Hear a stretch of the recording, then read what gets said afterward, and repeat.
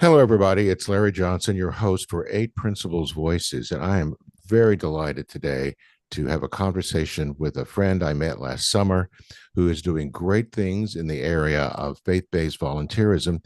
His name is Jeff Holsinger, and he is at the VOA, Volunteers of America, of the Northern Rockies. And I asked him, what should I call him? And he said, well, just a servant or a volunteer. I'm going to call him the wizard. Okay. So the wizard is in front of us today, and he's not the guy behind the curtain. He's the real deal. So, anyway, I really got to know him, and what he's done at VOA is just remarkable. And we're going to be exploring that. But before we do that, I want to find out more about Jeff. I want him to share a little bit more about himself and about how he got to be what he is. So, first, welcome, Jeff. Thank you, Larry. Yeah, it's good to be with you. Um, I've been excited, been looking forward to this day. So thanks very much. Well, you're welcome. My pleasure. So, how did you get this job? That's what I want to know. Yeah, so I am the president and CEO of VOA, Northern Rockies, and I've been here for 24, going on 25 years. There's a very interesting thing about us, Larry, is that VOA, which can often be mistaken for Voice of America, and in fact, it is not Voice of America. No, It it's is not. volunteers. It's Volunteers of America, and we are 130 plus years old. Ballantyne Booth was our founder. He was the son of General Booth, who started the Um, Salvation Army yeah. here. And in New York City, he and his father, they got sideways, and Ballantyne decided, along with his wife Maud, to start a new organization and separate out from the Salvation Army. And his friend was Teddy Roosevelt, who was the mayor or so at that point, and he had suggested that Ballantyne name this new organization the Volunteers, or the American Volunteers, and it came to be known as Volunteers of America.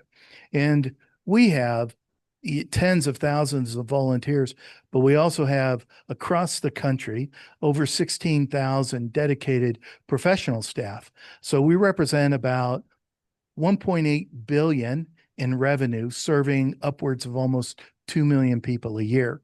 And we do that through a combination of both, and it's a ministry, it's a faith-based platform that we use, along with kind of a unique engagement of secular services, because so much of what we do is funded through government. But Larry, we have figured out how to walk our faith out in serving people, even alongside these government funding sources. And that's unique, and it's unique to us. Okay. Well, that in today's political climate, the fact that you're working together is something you don't hear much, Jeff. Um, You don't. And I would say that the relationships we have with a number of our funders is really uh, it best serves the people that our mission compels us to serve. And when I talk about that, I'm talking about we have contracts with the Federal Bureau of Prison as an example. And so we're serving men and women coming out of federal institutions that need a second chance. And our founder, 100 years ago, Maud Booth, Ballantyne's wife, went into Sing Sing prison, was one of the first females to ever go in and tell these men, when you need a place, you come out, we'll have a place for you where you can work, where you can find faith and salvation with the Lord and have an opportunity to kind of be reborn, if you will. And we carry that tradition. We operate a 140 bed adult community correction center. We have a full-time chaplain pastor in that center. And so men and women, as they're going through and they come out of institutions, both state penitentiaries and federal penitentiaries, have an opportunity to come to this program. It's like your traditional halfway house, but it's much more complex and much larger. But they have an opportunity for a second chance. And really, I think our ministry is about providing second chances, particularly for people that don't have the same network and maybe infrastructure and family and relationships that you and I have, largely because they, they self imploded and they damage so much of these relationships in previous years. So we You get know, to come into the picture that way. Aristotle would call that making bad choices. That he says that the key to a successful life is making wise choices, Yeah. and there is this misnomer that somehow in the world today that you are sort of you're in command of everything, and that you can what you do is not really doesn't really matter. You can always go back and do a redo. Well, no, you can't. I mean, there are some things that the mulligans aren't allowed, so you have to go a different path. And so what you're doing is that you're providing people with another path. you know I mean, you could call it a second chance, and I guess in some ways it could be considered that. But for instance, if someone has been disbarred or it's been run out of the legal profession or the medical profession, sometimes there's a way back, and sometimes there isn't. Um, and so you Yeah. have to work with them to find another way. Well, I really like how you're emphasizing on the decision factor. You know, so many of the people that we've served have made very bad decisions in their lives and frankly continue to do that until they have an opportunity to be shepherded. Mm-hmm. And so what we do is we try our staff, our team of professional staff and our volunteers really serve as shepherds. And earlier you asked, well, exactly what do I do? And I see myself as a steward of this organization in my position, and I would say an imperfect one. Certainly, I see myself and have known myself to be a leader that walks with a limp, and I'm okay with that. I think it gives me a grounding that's necessary to have the right amount of empathy, but also to realize the necessity for accountability. And so we are an organization that brings both a desire to empower people, a level of empathy to the experiences and the trauma that they have gone through and maybe also inflicted, but also accountability for change. And, I believe, and you believe, I do know that through the Lord, transformation is possible Yes. and a rebirth is possible.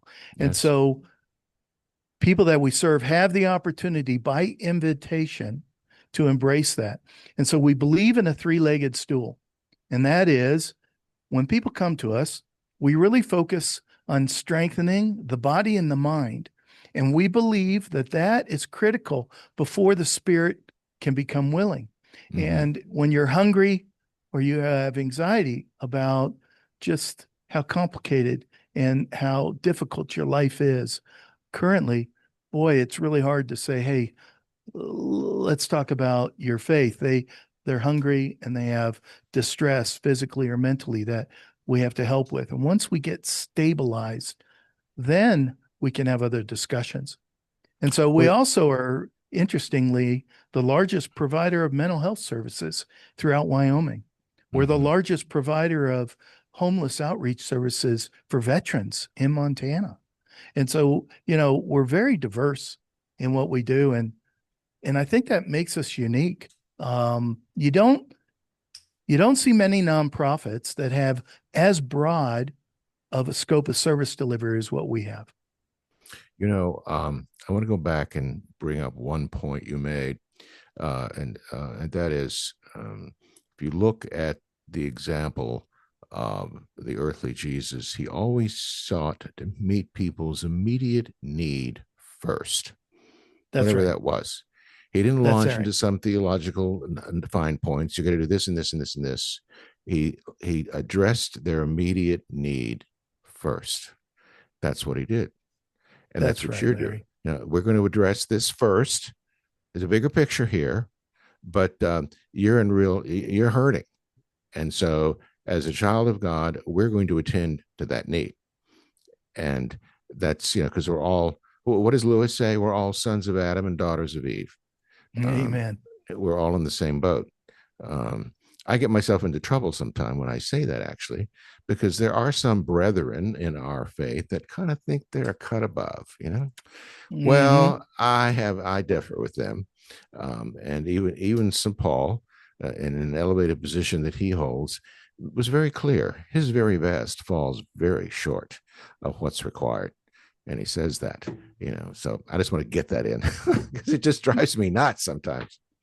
You know, I had a board member who is a wonderful man, and he was leaning into 35 years of sobriety, and he was a very successful CEO, and his company made the cover of Time and all this kind of stuff.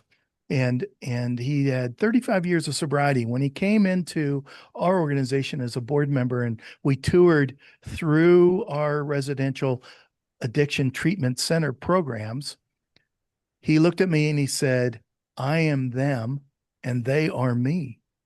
And as a man who is entering, I'm 10 years sober this past June, I can tell you that it has given me a connection that's so meaningful in my life and makes me realize that we are them and they are us. Mm. That is who we serve. It isn't the other way around. Larry, how often have we walked past a homeless person and said, "Oh, that's a homeless guy or that's a homeless woman." But that person has a name. That person has a history. That person is John or Mary, has brothers, sisters, As a has mother, that person has a mother. a mother that loves them or did love them. Maybe they passed. But I think there is a disconnect in our society today that there are those, and then there's us. And what we have to realize is the frailty of our humanity resides in each one of us. And it's Mhm. only by the grace and mercy of the Lord, our Lord and Savior Jesus, that each of us can wake up each day and and come into it knowing full well that we won't hit the mark, that we'll do what we can, and we have to be able to surrender the rest. And Mhm. you know, it's a good thing God's shoulders are big, because Mhm. mine aren't near enough. Mine aren't mine aren't even close to being as big as they should be, and so I rely on Him for that. I need to tell you a little story. I have a number of friends that are Orthodox Jews, and I have a great deal of respect for them. They're very serious about their faith, and of course, we're adopted into the family of Abraham because of that. But one of them said to me, "You'll love this, Jeff." He runs a PR company in New York, and I just saw that he came up on my appointment list. I'm going to be talking to him soon. But he said to me, and he knows that I'm a follower of Jesus, and we have good Yeah. conversations about that. He says, "You know, Larry, my people have a lot to answer for." And I listened, and he said, "We were called to be the light unto the world, and we've not fulfilled that." That out of the mouth of an Orthodox Jew. And we Mm, know that. See, that's a man who is firmly in grip with his humanity. He yeah. understands where he fits, you know. And I thought, I wish some of my Christian brethren had the same kind of humility. All right. Right. Same kind of picture, big picture here of what's going on. Um, so that we've been called to go out and make disciples, you know, not judge the world, not turn it upside down. That's God's job. You know, that's as I like to say, that's above my pay grade. All right. I, Yes. I don't have to do that. And thank God I don't. So I like to refer to those as, the God-sized problems that need God-sized solutions. yes. And, you know, what I find as a leader is at times I have to recognize when that, in fact, is in play. This, our ministry, Larry, it has a unique development. So we've been in Wyoming and now Montana and South Dakota, Western South Dakota for about, I don't know, going on almost 40 years.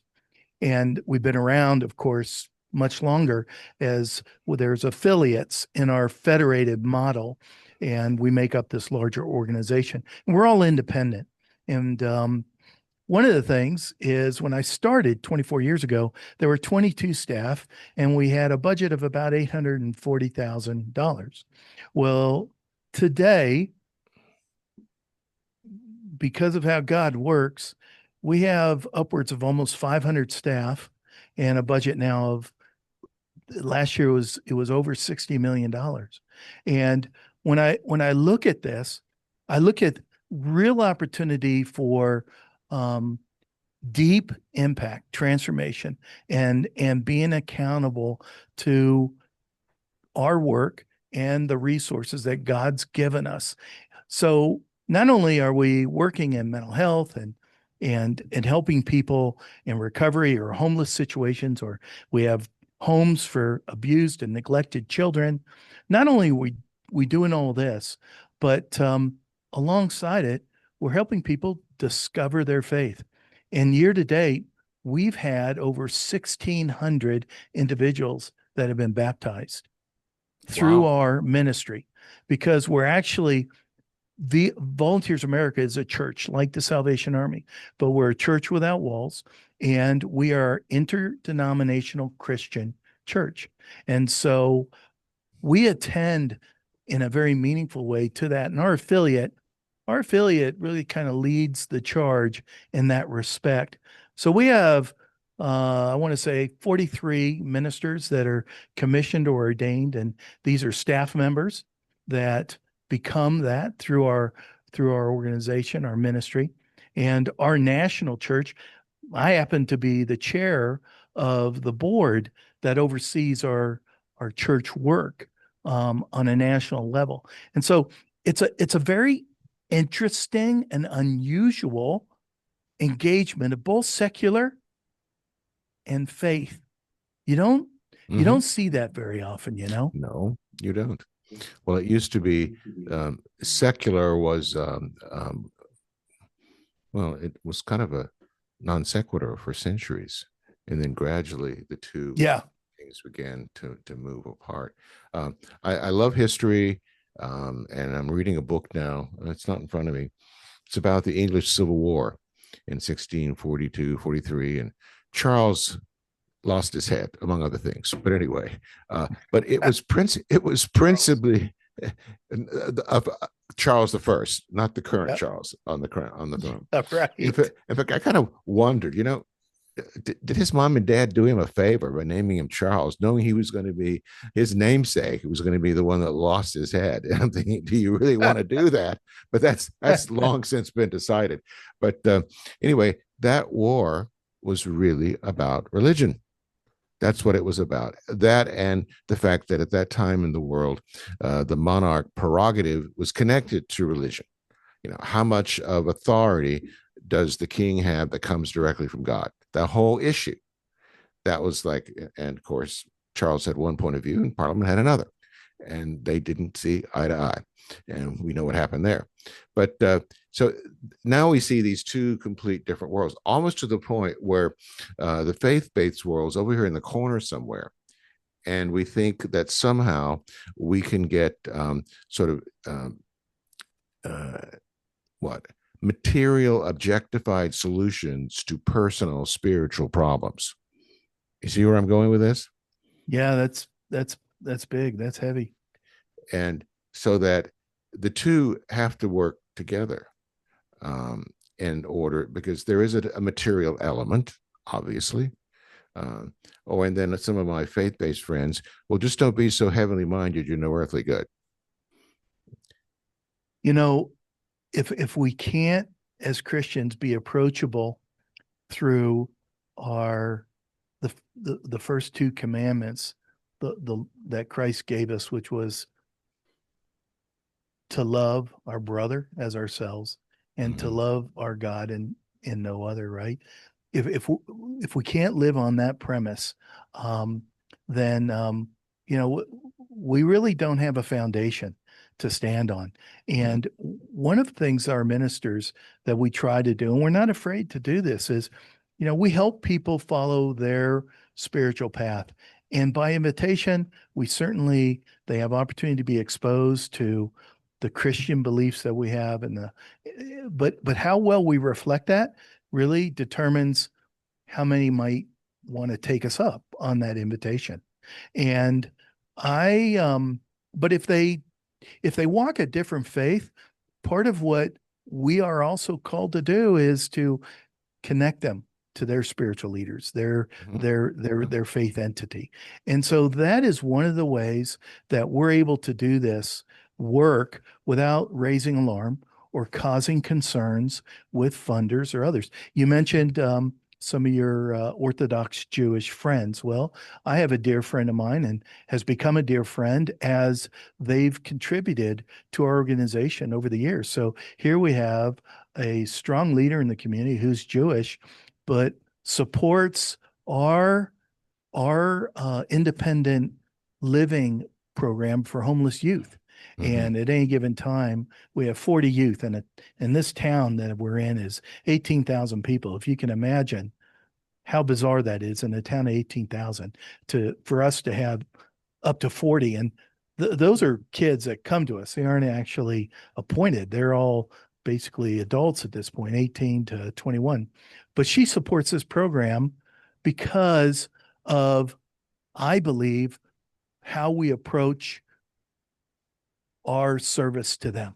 And she sees it as fulfilling the body mind, helping them to be strong, and then allowing them to make their own decisions.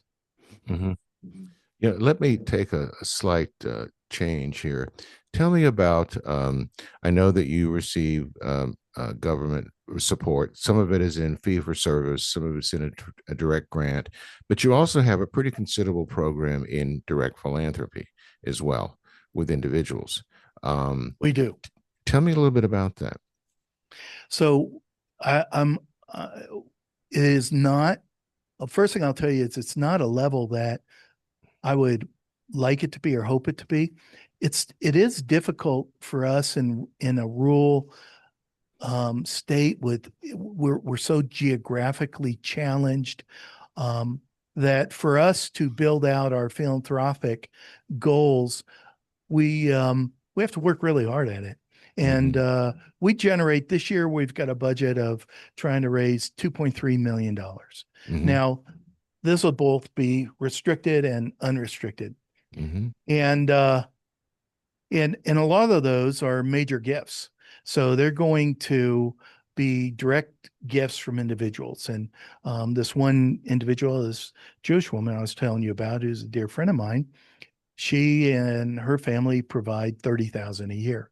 And so we have built these relationships that have allowed us, I think, to really care for enhancement of our existing programs. We have about 70% government funding. And we early, Larry, I set a goal. Okay, let's at least get to 10%. And then as we Bless you. grew, thank you. Then as we grew, that number continued, our budget continued to get bigger. And then that 10% continued to expand. And through great effort, we have really discovered that by introducing people to the organization through tours and personal engagement, personal invitation, we have found the most success in those individuals stepping up and supporting us and believing in what we do and wanting to align their own sense of uh, spiritual fulfillment to their giving and the blessings that God has given them, right? So it has been, while it's, for some 2.3 might sound like a lot of money, and for others, they might be going, man, you're really kind of missing the boat. When you have such small geographic environments, it remains challenging. And we have to be ever vigilant on making sure that we remain very connected in a meaningful way to our donors so it remains transformational. That experience of giving remains so transformational in their lives. And for us to really truly understand their interest in giving and why they're motivated to give, Hmm. critical. And you know that. You're one of the foremost experts. And it's yeah, it's hard. I don't know that people really understand how hard fundraising is. I have a friend of mine, when I spent 10 years running alternatives to prisons for children before I started working with VOA. And this friend of mine was working with a different affiliate, and he left, went to work for an animal shelter. And listen, I'm an animal lover, so don't take this wrong. But he Uh-huh. went to work for an animal shelter, and he said, Jeff, you have no idea how easy it is to raise money for abused or neglected animals, and yet we can't do that as easily for kids or homeless. And even our local government here funds our animal shelter at well over 100,000, 150,000, and yet they don't fund us at all, and our homeless outreach services. And so this disconnect in our society, it's troubling to me. And Well, I can tell you yeah, how to fix that, Jeff. You want to know how to fix that? sure. All right. Well, now this is the short answer, not the long answer. All All right. right. One of the reasons why animal relief is so popular is because the appeal goes right to the heart. All right. Yes. And so it's easy to respond. All right. Let me give you, and this is a little more, it's a little more subtle, but if you can ever get to that point, by the way, I can help you do that, but that's beside the point today. Um, you're going to see the same kind of growth there that here with you that you would there. Here it is, very biblical. Do you remember the parable of the pearl of great price? Do you remember that? Let me remind you. All right. Thank you. Jesus said that the kingdom of heaven is like the pearl of great price. When you find it, you will do anything to acquire it because that is ultimate fulfillment. So the pearl is not a physical thing, you know, it's a concept. So what I help people do, this is the heart of what I do. I help organizations show them how they show their donors who or what their pearl is. And it sounds nebulous, and it is kind of, but it's not really. Yeah. Okay. And that requires, if you keep going back in concentric circles, that requires rethinking pretty much 90% of what you're doing in fundraising. All right. Now, it wouldn't, that's what I'm saying. But if you can do that, all right. Do you know a man by the name of Russell James, Texas Tech? All right. He's a guy I'd introduce you to. Russell, interesting fella. He's younger than me.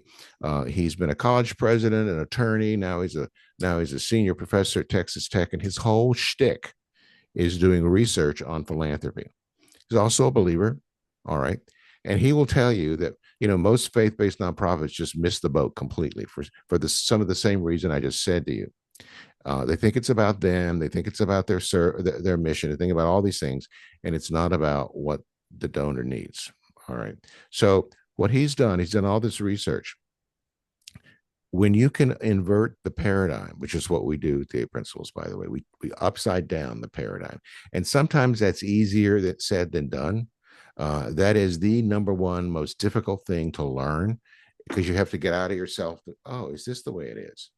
And I'll give you an example. And it's hard. I'm trying to explain it, but I know it's difficult. I I I have graduate degree in engineering, and I took calculus my first semester of my freshman year in college. I hated Okay. that class. Oh, okay. You may have to start liking it, Jeff. Okay, here we go. Now, I mean, I get there, and it's like no other math I've ever seen in my life. It's All like right. they made it up. It's like fake math. Fake. It's not fake. Okay. Anyway, so all right, you're good. I like you. Anyway, I'm looking at this thing, and math is cumulative learning. You better keep up, or you're going to be hopelessly lost. Well, I had a very good. He's doing this and doing this, and each day I'm looking at that like I don't have a friggin' clue of what he's talking about up there. I just don't get it. I don't get it. But one day, I kept struggling, struggling, struggling. One day, I went in, the light came on. That's how simple and dramatic it was. Suddenly, oh, yeah, now I get this. Now I understand this. And then I could go to town on it. I know this is what effective fundraising is like. It requires you to readjust your paradigm completely. And the organizations that do that have incredible results. If you can flip your paradigm, Jeff, you could be raising 6 times what you're raising right now, easily. Okay. And I'm not kidding, because he's in all the research. And then I've had clients that have had that kind of success. But here's what it requires: it doesn't require more money doing this or more money doing that. I mean, it may, but if you're missing some of the pieces, but you don't, you have a full program. You got all you got all the pieces. All right. Right. You got a planned giving program. We do. Okay. You see there, you got the pieces. What you're missing is the paradigm. Okay. And once that happens, you'll see remarkable results. I'm kidding. I'm not kidding. So that's what I'm going to challenge you to do. But because people, do you know what the estimate is of how much money we're actually, of the money that's available for philanthropy, which for my view is almost infinite. Okay. No matter where you are. Okay. That's right. You know how much is actually being accessed according to James's research? 15%. Mm. 15% of what's out there. Well, you asked me, Larry, you said, what about our philanthropy? And I'm actually proud of where we're at, because Well, in you should 25 be. years, yeah, we came from nowhere. I mean, when I started, we were raising maybe a couple thousand a year is all, Mhm. and just a small mailing. So the fact that we're upwards of where we are, and then, Yes. I'm not, when I talked about earlier, part of the challenge is we're not a nonprofit that has been stayed static. We have done 10 acquisitions, mergers. And so as we've grown, then that goal of where we need to be continues to be expanded, right? Yeah. Philanthropically. But you Yeah. you are absolutely right. I mean, so we got 2.3 million. I would love for us to have 6 million coming in this year. If we had 6 million coming in, it would allow us to frankly do so much more with not only program delivery, but in effect, also just structuring the staff needs the way we need to have them structured, hmm so that we, could, nonprofits suffer terrible turnover rates, right? We just do. We're Yes, they not do. paying people what the for-profit, market pays. And so the hmm more that we can have income that allows us to stabilize our workforce, frankly, the better and more effective our services are. Absolutely. But it's like it is just it's very challenging. And over the years, we have brought in a number of different experts that have, and I wish you and I had met years ago, but it's never too late, is it? And one of the things we've done is learn from failure, but also been able to modify some of the strategies that were presented to us. So we value greatly the idea of really having personal engagement with hmm donors from the very beginning. Well, so that puts you in the minority right there. Okay, Yeah, in the good minority. good, good. I thought you might appreciate that. And a story is 3 years ago, I had a board member say, "Hey, I want to tour a friend of mine." We said, "Great, let's make it a priority." So we did, and we toured this gentleman and his wife. And following year, or not even following year, 2 weeks later, he calls this board member over and says, "Listen, here," gives him a $10,000 check. "Use it where you need it." Again, that came from the tour. We hadn't solicited them yet. We were kind of beginning to figure out what the cultivation process would look like, right? And so we had a strategy in place, and the gentleman beat us to it. And again, this year there was a year lapsed. We reached out, but again this year, that same man and his wife provided another $10,000 gift, and we kept, that term, you've heard this, dripping on them over the year, but trying to reach out without being too pushy, if you will. But I think in the long run, they appreciated the engagement. And even though they did not maybe support last year, you never know what goes on in a donor's life, right? No. And it doesn't mean you lose kind of hope. And we're talking about a huge donor that has been very generous to us over the years. I realized I was visiting with a colleague this morning. It's time for me to get down there and meet with them. And that's a part of my job. And you know Hmm. that. How many CEOs have you met that haven't been willing to step up in that way and to create Too those many. meaningful relationships? Too Too many. many. What do you do when you meet them? How do you get through to them, Larry? Sometimes you change the executive.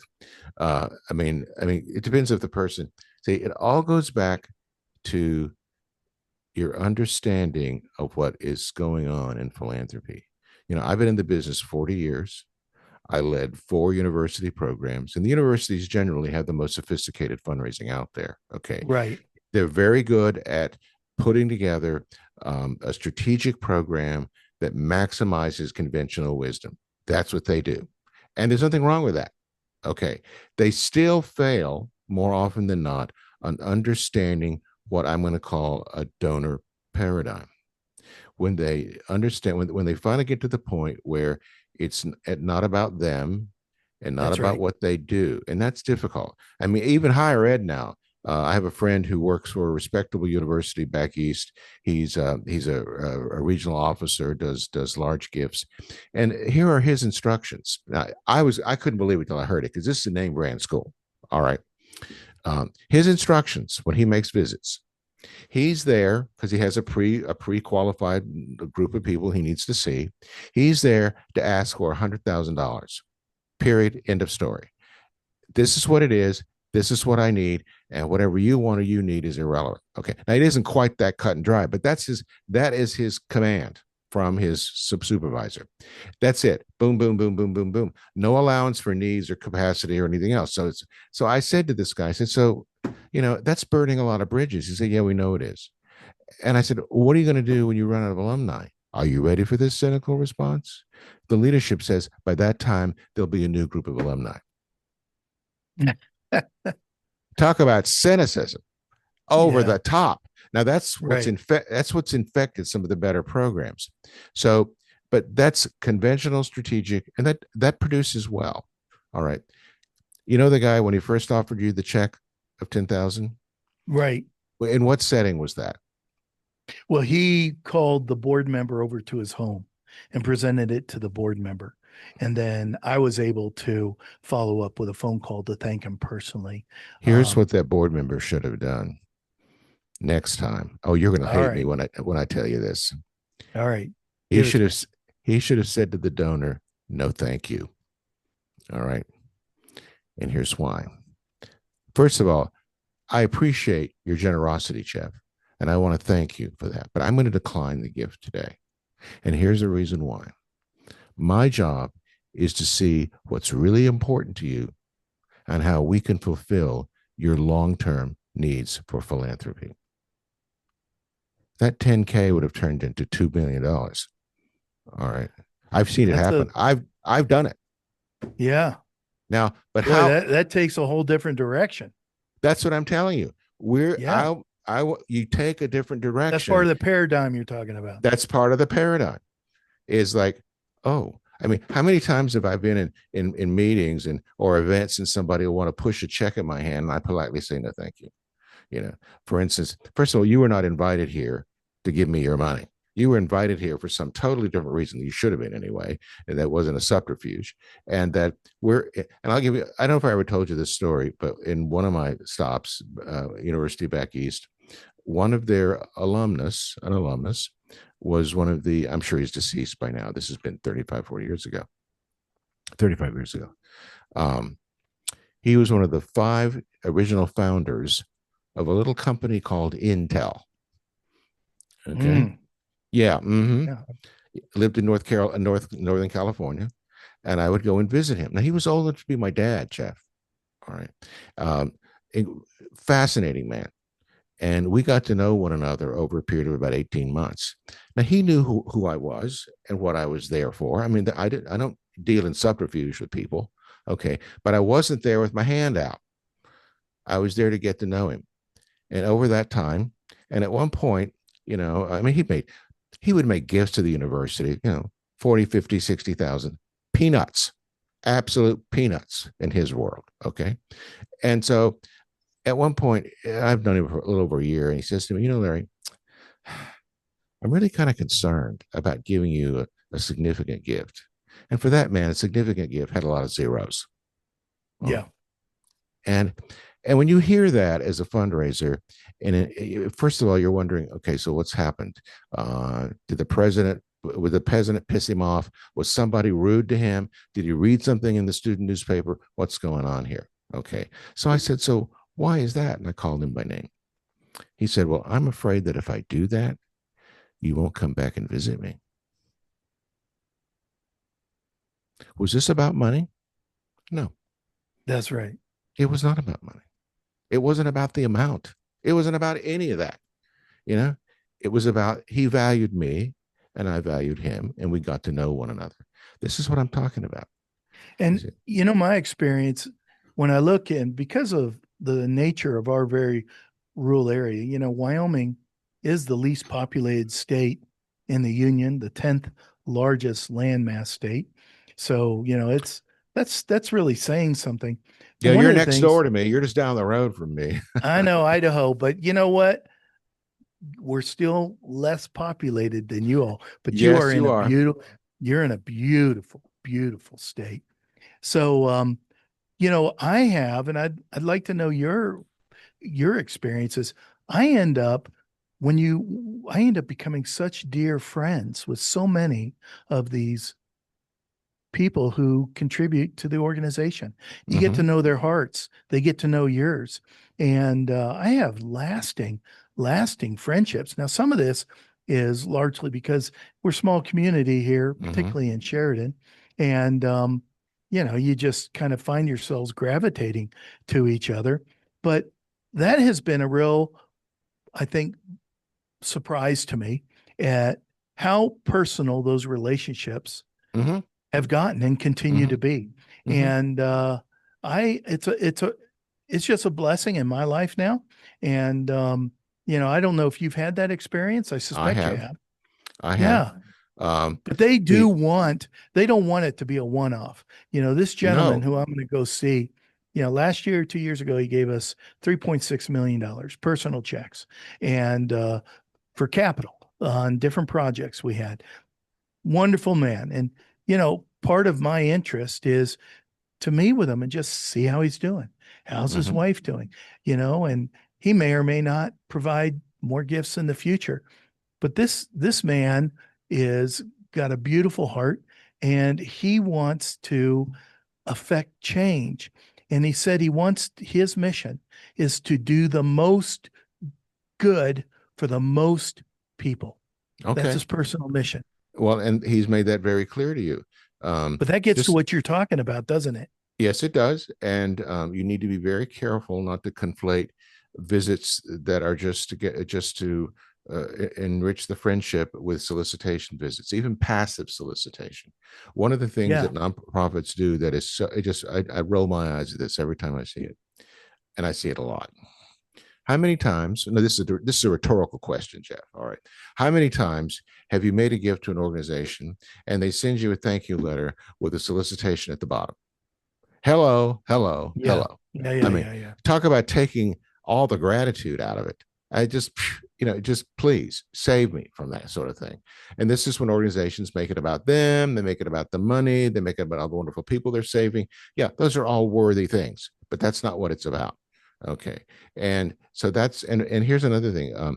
If you can give your donors, and this is free, by the way, Jeff, if you can give your donors experiences, however you want to define that word, that they cannot purchase, That's right. they will literally shower you with money. They really will. I've seen it happen too many times. Um, I'm working with a small opera company right now, and they were making all the usual mistakes. Big galas, this, that, and the other, boom, boom, boom, boom, boom. A transactional city, um, and we've made that transition with them. And so now they invite some of their best supporters just for an evening. All right. No money changes hands. Nothing is requested.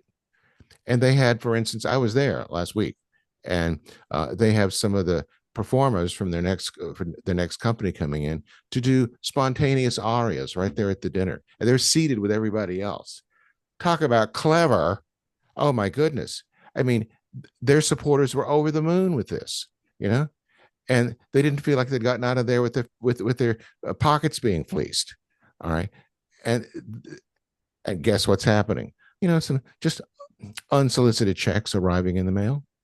All right. That's what you're describing is what so many nonprofits are at fault of, which is kind of transactional fundraising. Oh yeah. And you know, yeah, we have a Thanksgiving dinner for our independent living youth, and we invite our funders of that program to come and have dinner with them. And it's here at our offices, and we have a feast for the kids. And these are all, kids that have been homeless or are homeless, and we intermingle. And it's an opportunity for these donors and these community people who support us to kind of meet these kids and have this experience that you're talking about. And I continue. You and I were talking about the strategies of fundraising over that lunch that we had, and I continue to be amazed at.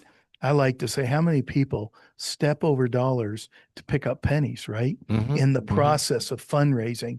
Mm-hmm. And it's it, there are certainly, I think, areas that need to be strengthened within our efforts. But I would say that when it comes to donor engagement, that remains our highest priority, is Mm-hmm. really to understand, what's the heart posture for that donor and what's Yes. their interest. And and and you have to look at the long game, don't you? I Oh mean, yes. Oh yes. Oh yeah, yes. and the area for us that's been challenging in that it's new is you talked about the plan giving. So we're really beginning. We have a foundation now. We have a executive director of the foundation, and we're subsidizing organizationally that until it can get on its own. But last year we secured, maybe three-quarter of a million in plan gifts, which is good. We need to go a lot further. We're just getting started. It was really our first year, last fiscal year. And so, that's a new, that's new opportunity for us. And I think people will want to learn about that and engage in that. It's an opportunity for people that maybe aren't in a position cash wise to support us at a level that they Mm-hmm. would maybe like Mm-hmm. to think differently in the future. Mm-hmm. And so that's new frontier for us. Okay. Well, let me tease you a little bit then. Um, your planned giving program should begin with your first time low level cash givers. And what I mean by that is you're creating a pathway for them to grow closer to you over time. That's what you're doing. And Yeah. it's a metaphorical pathway. And yes, there are a whole class of donors that are, from a cash point of view, relatively modest in their abilities. That's perfect. And as they go through life and they get closer and closer to you, then the two biggest instruments that will be very successful for you will be what's known as a charitable remainder unitrust Yes. and then an annuity. There's a college that's made millions out of those two, Claremont College in California. They advertise it nationally, Jeff. People never heard of the school before, and they've so created this machine that it's incredible what they've done. They put ads in the Wall Street Journal. Yeah, Mm. think about that, okay? And of course, they make this particular pitch that this is a school that's not gone woke and it's done this and it's done that, okay? And then they talk about how you get the very best returns with their annuities and these other things. Because giving, philanthropy is in some sense what is it called, intelligent self-interest. That's really what it is. I mean, there's a self-interest issue to it, especially with plan giving. It has two motives: something that directly benefits you, something that directly benefits the individual. It may be timing, it may Right. be other. There's other things involved here. So, but let me tease you a little bit. If you start now, it takes about 10 years. When you fully complete that pipeline or pathway, as I call it, really, it becomes the nonprofit insurance business. You will be able, with actuarial accuracy, to predict every year what's going to be coming into your organization. It's the insurance business. That's right. And funny thing about actuaries, they know exactly when you're going to die. That's scary. But how else does the insurance business make money? They'd be broke. Okay. They'd be broke. Okay. That's how they know. That's how finely refined it can get. Now, there are only a handful of organizations, nonprofits in this country that have reached that level because they decided front end, this is what we're going to do. And they played the long game. Yeah. Okay. And so many people, they think, oh, well, we're going to get into planned giving now, like that's something else out here. No, no, no. It's a part of everything you do from the day that someone shows up on your doorstep saying, I want to support you. And Well, I hear the wisdom of what you're talking about, and certainly that's what we hope to aspire towards is, for 10 years from now to have a platform of support that is very meaningful mhm. and in our mission. And that's where we have to go. I want to do whatever we can to reduce our dependency on government funding. So many nonprofits are inverted compared to where we are. They have Oh, yeah. 70% donor giving, right? And maybe 20, 30% government. But because of our exceptional operational delivery, we've been in high demand by our government funders and then the acquisitions we haven't been able to focus as easily on that kind of long-term planning. So we committed to that, as I said, probably 2.5 years Mm-hmm. ago, launched it last year. And, I'm satisfied with our first year out, but boy, do we have a long way to go because you figure we continue to grow organizationally. And 5 years from now, maybe we're 85 million now, if we Yeah. stay on the path, or 90 Yeah. million, right? 10% of that, if we set a 10% goal of fundraising is, I mean, that's 9 million now for 90 million. Yeah. Well, what do I need to help with that? If I've got a foundation and it's going to contribute organizationally, I'm going to need $100 million in there to get 10 million a year, right? Or no, No, no, I'm going to need 200 million if we you do need a here. Here's 5%. here's what you need. Yeah, you assume a flat 10% growth every year Yeah, and a 5% drawdown every year. And the reason for that is to keep your buying power constant. That's right. that's what the formula is. Yeah. Um, and of course, it has to be professionally managed, and with the right degree of risk. And uh, I Hmm. I don't advise necessarily the path that my alma mater took a few years ago. The guy, he died. He was an alumnus, but this was at Yale. He had Yale's endowment in hedge funds, and they were getting 20-25% a year when he was there. I mean, it's incredible what he did. Now he's deceased now, so they've. But talk about the risk they were incurring, way out there, But Yeah. I don't recommend that, Jeff. But it is No, possible. no, no. We're much more conservative than that. But well, So anyway, yeah. but anyway, So yeah, but so we're an organization with vision. We're just, okay, we're all trying right. to walk through this. But yeah, Oh yeah, you are definitely with vision. You would not be where you are if it wasn't for vision. You would not be where you are if it wasn't for your leadership. Just don't let that go to your head, Jeff. All right, just no, no, relax. no. Hey, All listen, right. like I said, I walk with a limp, and I'm grateful to have an outstanding board and wonderful staff, and they do the work. I'm just, frankly, just here to support how I can. So Mm-hmm. Well, we've covered a wide range of things, but I do want to give sure you an have. opportunity. Is there anything you would like to add for the audience that I've not touched on? I guess the one thing I would say is, is I would want people to know that that there are opportunities out there. There are opportunities to serve and to be the hands and feet of Jesus. And so seek them out because faith without works, right, Is is dead. dead, is dead. And so,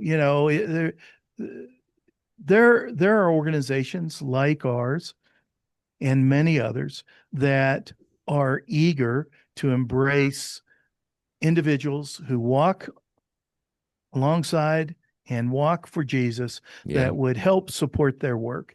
And I would encourage your listeners that feel like there's an absence of their walk to seek out Hmm. and to make that a part of their life.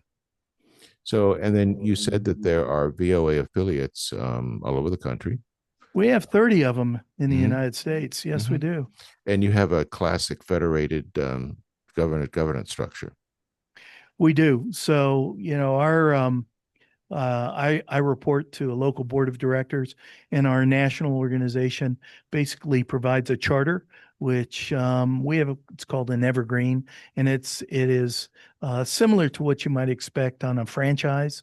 Hmm. So as long as we operate with good effectiveness and accountability and good governance, then there's no involvement from the national office other than support. So we set our own direction, strategic planning. The funds that we raise go directly towards our services, Okay. and we operate very independently. Okay. Well, that's good news to a donor's ears. It Um, is, yeah. And okay. our overhead runs about 15%. And that could really generate a whole nother conversation on a different topic down the road. But, I would also say for our donors and people who give listening that low overhead doesn't necessarily mean it's a well-run organization. It does not. People have, yeah, It does you not. have to have a certain percentage of overhead to make sure you're supporting the staff and the services that are in place. And I believe ours, is around 14%. If we had the resources to put it at 17, 16, I think we'd be there, but we continue to make sure our money goes into our programs. So 85 cents out of every dollar we raise goes directly into our programming. Let me give you my metaphor for that. Okay. I'd like to hear Uh, it. um, and this comes from personal experience with organizations. I'm thinking one in particular whose only cardinal rule was don't spend money. Okay. And I won't go any further than that. But anyway, what was actually happening in this particular circumstance is they were starving the machine. It could not be as productive as it would be otherwise. And I liken it to an engine. I'm an engineer, so I always have Yeah. these things. Okay. If you've got a powerful engine, a high compression engine, it requires high quality, high octane fuel. All right. You try to put in kerosene, it's not going to run well. It's going to choke and clog and not go anywhere. So that's the point. You have to match your fuel to your engine. And if you want to build a powerful engine, it's going to take high quality, high octane fuel, which costs more. All right. It's a Yes. price that fuel is pricier. But look how much farther you get down the road with that. Faster, farther. You know, you know, race cars use high octane fuel because they want to go the fastest, the farthest. You see, that costs a little more, but the overall benefit is so much greater. You see, now there's with each organization, obviously there's an equilibrium you seek, but that's going to be different in different organizations, and that's what I tell people. So simply looking at, oh, we're only spending X dollars here on a, well, what does that really mean? To me, that means Right. nothing. Okay, let's look at how effective you're being and pair that to what you're spending, and then we'll see where we go from there. Yeah. And by the way, uh, all the intelligent donors, and by the way, people are pretty intelligent that I deal with, um, they think the same way. You know, Sure. I remember probably the largest gift I ever negotiated, $20 million, was from a businessman, and I knew that if the proposal we gave this person crimped on what we wanted to do, he'd say, "You can't do this for that. What are you trying to do here?" You see, because he was thinking, I want to see something happen out here. I'm not interested in the money. I got the money. I want to see what's the end game here. You see, and that's why I tell people always approach it from the end game. And unless you're just being really prolific, and Jeff, you're flying around a private aircraft, then we might have to discuss it. Even in Wyoming. Okay. Yeah, no private aircraft. No So private. Yeah, I don't even have a company car. We have admin cars and rental cars. So okay, all right. So, well, I knew you didn't, even in Wyoming, even though there are yeah. plenty of private aircraft in Wyoming, um, especially that one town called Jackson Hole. That jet port Oh there man, is pretty up to date. it is indeed. It is indeed. Well, this has been delightful, Jeff.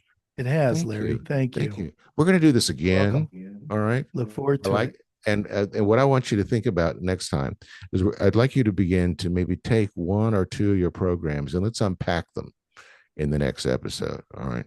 That's what I'd All like right, to man. do. So I want to thank you for your time, sir. Very much Thank so. you. I'll see you in November.